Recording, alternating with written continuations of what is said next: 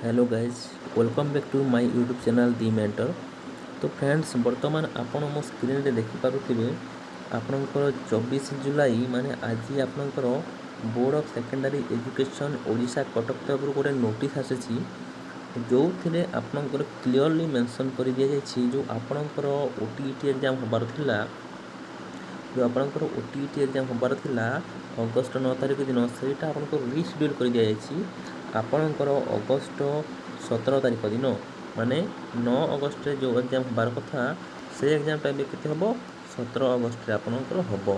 तो वर्तमान आपणको पाखापाखि 7 रु 8 दिन जो समय मिली आपणकर एग्जाम घुंचीगला बोलिकी आपण व्यस्त न होइकी एई समय को ठीक भाव में यूटिलाइज करंतु जहाँ फल आहरी आपन को एक्स्ट्रा 7-8 दिन समय मिलगला जो समय आपणकर प्रिपेरेसन करके निश्चय भाव में यही ओटीईटी एग्जाम